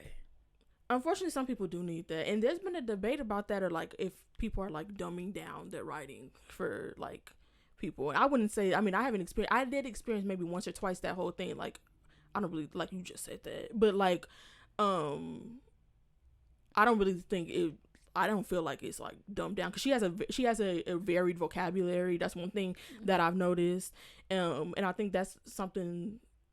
Like I saw some people talking about that. Like at least she not on her Jasmine Gill. That I was like, girl, I'm getting you a thesaurus for Christmas. Like even especially like, I think romance is so interesting because I feel like. Even the romance I'm reading right now, it's a part of a series, and the first book was like great, and this book I'm just like, girl, let's just hurry. It don't even. I hate when stuff be kind of like, and maybe because like again, I'm a Kennedy Ryan apologist, but like I hate when like stuff be like over the top a little bit. Like this girl's like plus size, and so like she's been called like a fat dirty slob like 7 times. I'm just like, so like, what's the name? It's like that book we read. This is like not the experience of a plus size person, like. So I was like, also you all these things and this billionaire man wants to bag you. Like I just feel like this is a fantasy at this point. But like I've already like committed to it. So I'm like, I feel like Kennedy's I feel like Kennedy can be a little bit more grounded. And I feel like I'm reading something substantial because like she uses nice words and like she's descriptive. So people being like it's overly descriptive. I'm like, okay, girl. Yeah, like so, and once I found out some of y'all just be skipping to the dialogue, like I really I gotta take it with a grain of salt because like I'm also like I read a lot of literary books. I'm a fan of prose, so if the writing is nice, like then I don't mind like I feel like the only time I'm like, girl, you're taking too long, whatever, is when I'm bored. You know, like, but if it's not boring to read, then like, and even then, it's not even like I want you to get to a point. I just want you to write better. Like that's so I'm never really like, especially that's probably also because like literary fiction stuff is not plot driven, so a lot of times it's not like get to the point because I'm not looking for a 5-paragraph essay structured thing that's gonna tell me your thesis statement and tell me like the point that you're trying to prove. Like that's not really the point of reading a novel. So one thing I will say, what I'm really doing in my head is trying to like, sometimes stuff you feel the way you feel about stuff just because, but what I'm trying to do is because I read a romance book a couple months ago, and it wasn't one of those like nothing happens. Like it did deal with there were some issues, there was some stuff in there that didn't make no sense to me, but like there were some issues, there was some eating disorder, there was some transracial adoption, which was interesting, and it was also a second chance romance, which was not revealed to like you didn't know that they had the history that they had, like whatever. And also, you thought this book was freaky. That book was way freakier. So, like, and I don't like when romance be too free. I feel like that genre, even what you just described, I don't even know if I would read that kind of. I like the kind of romance where it's like we having a good time, and he thinks I'm pretty, and then you think I'm the best thing in the world, and then the book's over. That's the type of romance I like. I want to have a good time. I want to just key. I feel, but what's the difference with it? Because then you said when it don't be having, then it's too, like, what is the conflict? I guess in that. Like I feel it's good for me. I also like I feel like I have to be in the middle. I don't like too much going on. I like the representation, but it don't have to be like the whole thing. I don't need to know like every single day of like, for example, like Verity having. I don't need to know that. I know you have it. I'm sorry.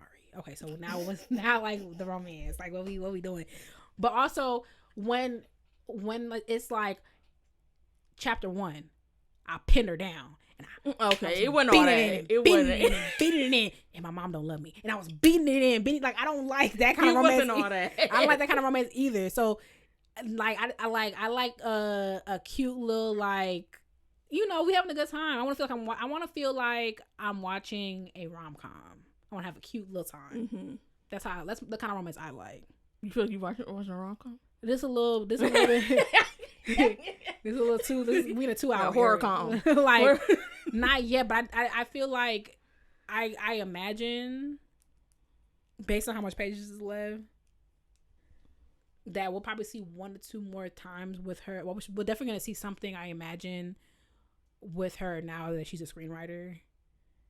But I feel like the majority of the book is going to focus on getting them back together, which I'm very curious. Knowing me, I'm not very, like, forgiving. Especially because, low-key, you might have to chalk this up to the game. I'm sorry, bro.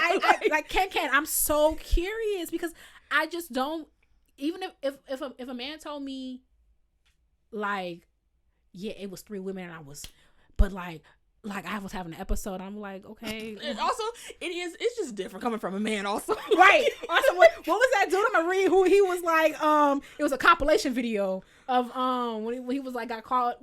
So it's like you also, like, men will lie, like the lies that they will tell. There was something, I saw something going around on, it was like, man, he had a wedding ring tan and the girl was like, he told me it was a birthmark. I'm like, oh, I can't say that on here. Never mind. Oh my God, it will tell you anything.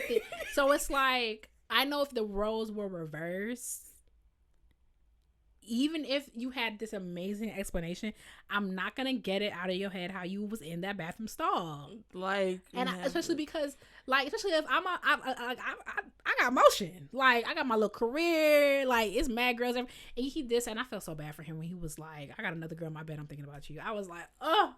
Cause imagine being that girl. You see?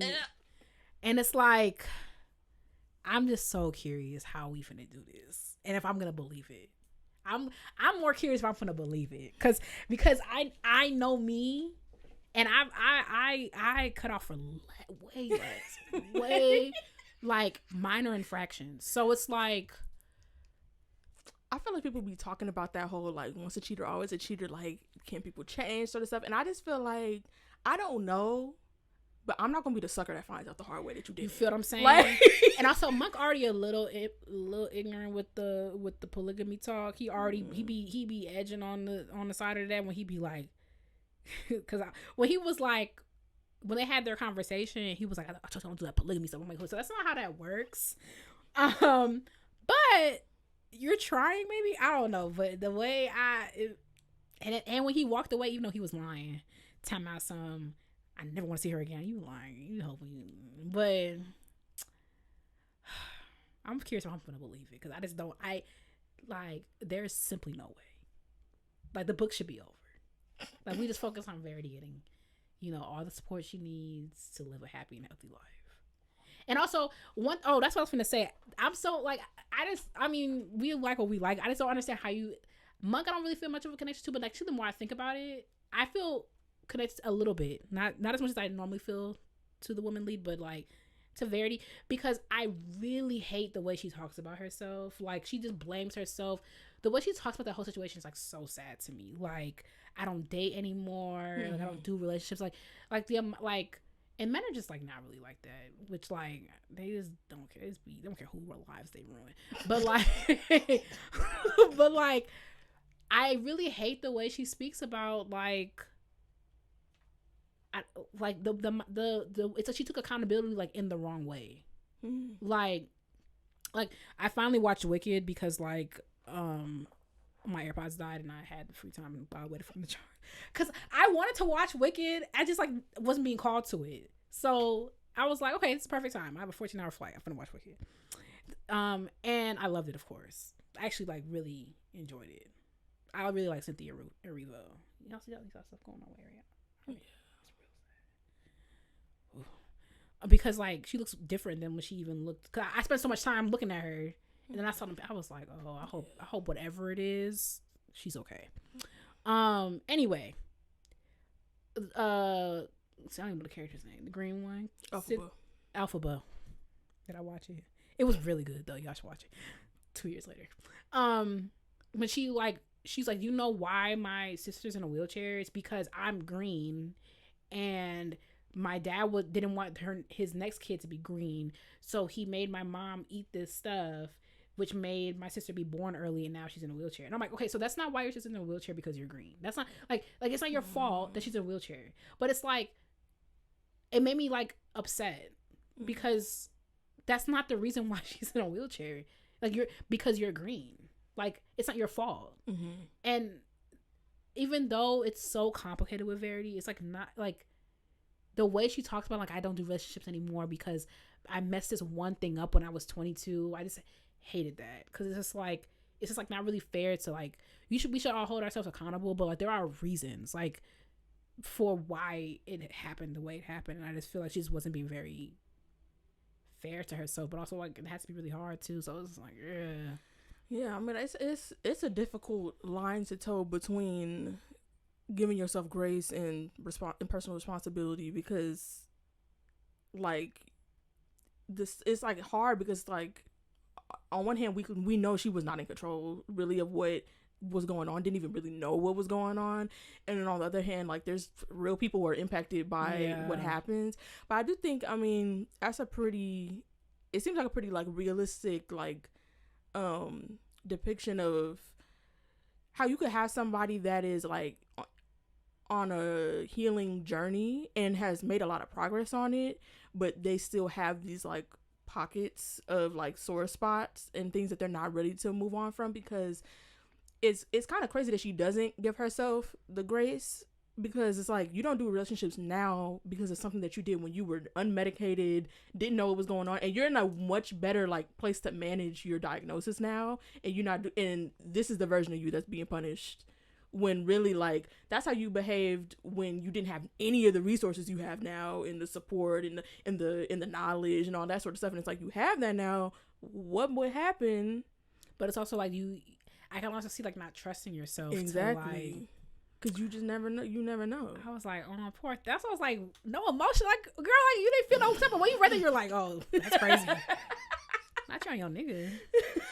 Like, girl, I mean, everyone has their things, but I was like, that was like incredibly emotional to me. I was just like, this girl, like, is like torturing herself for something that's like not her fault. And I just found it to be incredibly sad.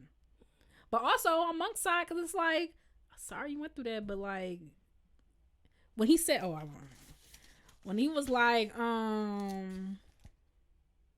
good luck, bruh, that didn't work for me. I was like, I was like, you might as well just, I don't know. Like, how do you date after that? Like, for him, like, you're in love with this girl.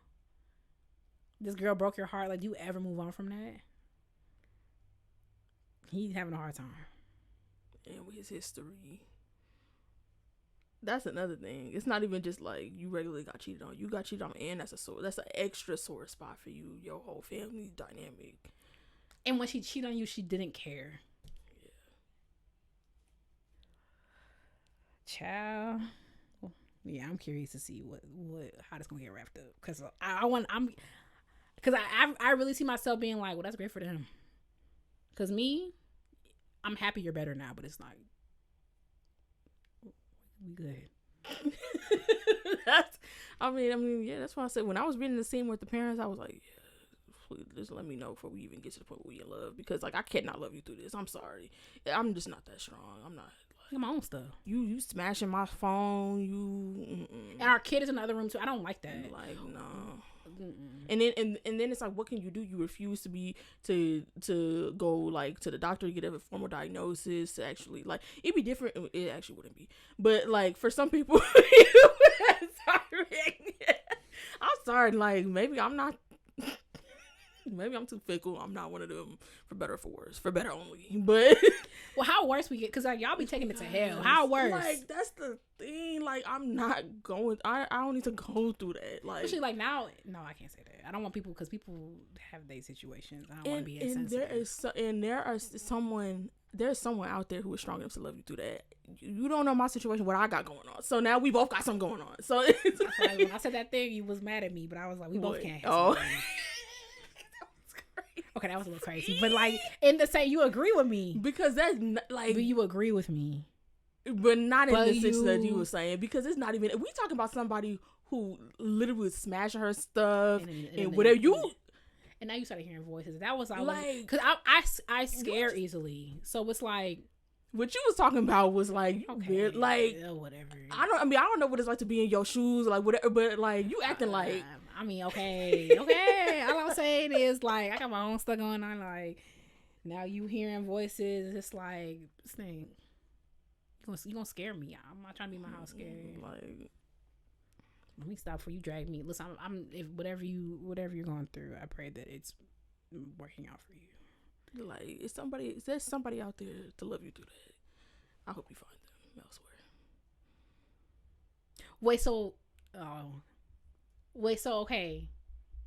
Okay. What if, God forbid, you marry, you happy, you are done, spent $1 million on a wedding, you already did all this stuff. 20 years from now, something happens, your husband develops like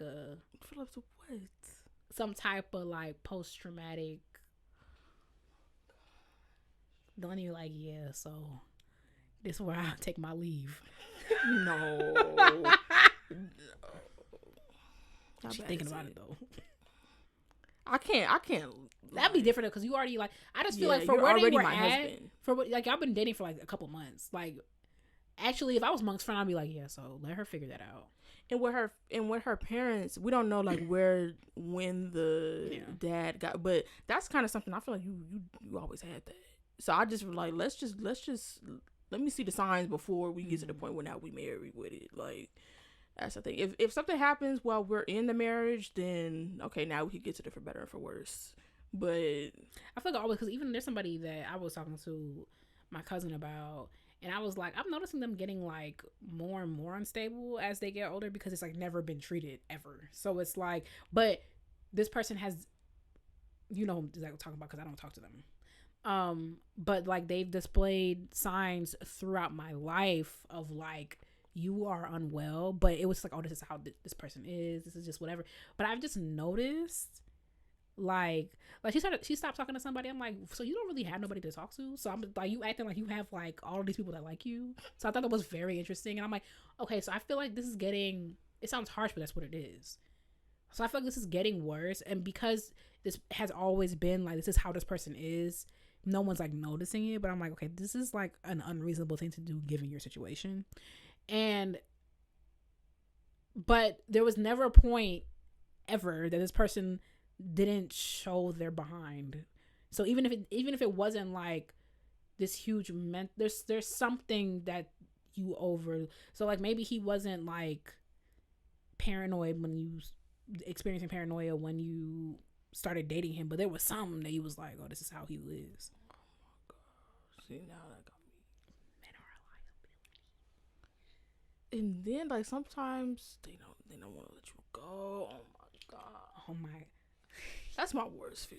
It's meeting a crazy. So when I had somebody DM me like 6 years later, I was like, oh, I really hope this is like not gonna be a thing. Yeah. Where it's like, nah, cause I was they like, can't have now you standing outside my apartment. They can't have you. Nobody can. Like, yeah. Let me not think about this too much. We done? I guess so. How many more weeks we got? 3? 2, I think. Or maybe, is there 5 Mondays in? There are 5 Mondays in August. Okay, then we have 3. Yeah. Oh, so maybe I'm in. How are you keeping up? Oh, you taking notes? Yeah. I need to start tabbing those because like I told you, that's why I stopped where I stopped, so I could tab that particular. What's the nature of it? It's like a scene? It's a line. I just want to know how you gonna react to it. Is it gonna be obvious? I think so. It's in this next part or next week or week after next? What? Let me see. Let me pull up the schedule. Okay, what chapter is this? I think it's week after next because this is I'm on chapter 34. Yeah, so it's week after next. Okay.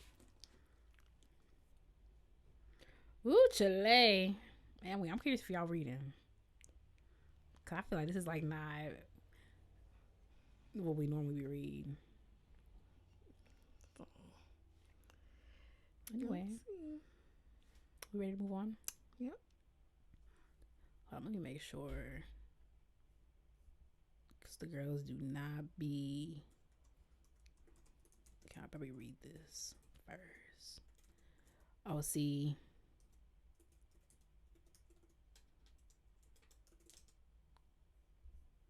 Hold up, y'all. Hold up. Because I almost read some false information. Oh, are they Black excellence?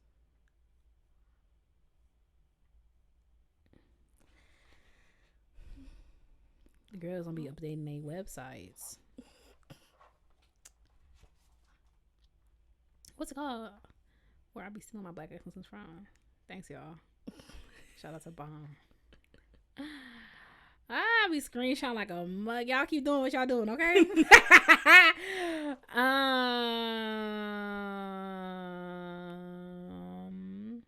Wait. I was gonna say something insensitive and that would have been crazy. What was it? Oh, we probably could do this. This is actually what we should be doing.